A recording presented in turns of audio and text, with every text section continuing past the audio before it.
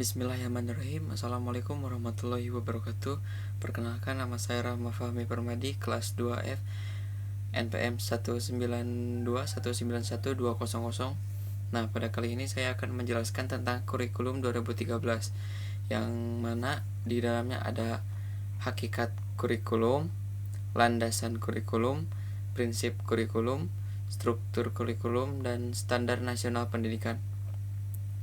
Langsung saja ke materi yang pertama, ada hakikat kurikulum 2013. Inti dari kurikulum 2013 adalah ada pada upaya penyederhanaan dan tematik integratif. Kurikulum 2013 disiapkan untuk mencetak generasi yang siap dalam menghadapi masa depan. Karena itu kurikulum disusun untuk mengantisipasi perkembangan masa depan. Ini bertujuan untuk mendorong peserta didik atau siswa mampu lebih baik dalam melaksanakan observasi, bertanya, bernalar, dan mengkomunikasikan atau mempresentasikan apa yang mereka peroleh atau mereka ketahui. Setelah menerima materi pembelajaran, adapun objek yang menjadi pembelajaran dalam penataan dan penyempurnaan pembelajaran kurikulum 2013 menekankan pada fenomena alam, sosial, seni, dan budaya. Lanjut ke materi yang kedua, ada landasan kurikulum. Landasan kurikulum 2013 dikembangkan berdasarkan landasan yuridis, landasan filosofis, landasan empirik, dan landasan teoritis. Landasan yuridis merupakan ketentuan hukum yang dijadikan dasar untuk pengembangan kurikulum. Landasan filosofis adalah landasan yang mengarahkan kurikulum kepada manusia, apa yang akan dihasilkan kurikulum. Landasan empirik memberikan arahan berdasarkan pelaksanaan kurikulum yang sedang berlaku di lapangan. Lalu landasan teoritik memberikan dasar-dasar teoritik pengembangan kurikulum sebagai dokumen dan proses. Lalu ada prinsip kurikulum 2013. Agar kurikulum 2013 dapat berjalan dengan baik, maka semua unsur yang terlibat dalam dunia pendidikan harus menaati prinsip kurikulum 2013.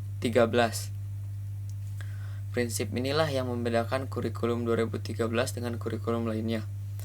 Nah, ada 14 prinsip ya di kurikulum 2013. Yang pertama, peserta didik difasilitasi untuk mencari tahu. Yang kedua, peserta didik belajar dan berbagai sumber belajar. Yang ketiga, menggunakan pendekatan ilmiah. Yang keempat, berbasis kompetensi. Yang kelima, terpadu. Yang keenam, menekankan pada jawaban divergen yang memiliki kebenaran multidimensi. Yang ketujuh, berbasis keterampilan aplikatif. Yang kedelapan, peningkatan keseimbangan, kesinambungan, dan keterkaitan antara hard skill dan soft skill. Yang kesembilan, mengutamakan pembudayaan dan pemberdayaan peserta didik sebagai pembelajaran sepanjang hayat. Yang kesepuluh, menerapkan nilai-nilai dengan memberi keteladanan, membangun kemauan, dan mengembangkan kreativitas peserta didik dalam proses pembelajaran. Yang ke-11, berlangsung di rumah, di sekolah, dan di masyarakat. Yang ke-12, pemanfaatan teknologi informasi dan komunikasi untuk meningkatkan efisiensi dan efektivitas pembelajaran. Yang ke-13, pengakuan atas perbedaan individual dan latar belakang budaya peserta didik. Yang ke-14 terakhir, suasana belajar menyenangkan dan menantang. Lalu ada struktur kurikulum 2013.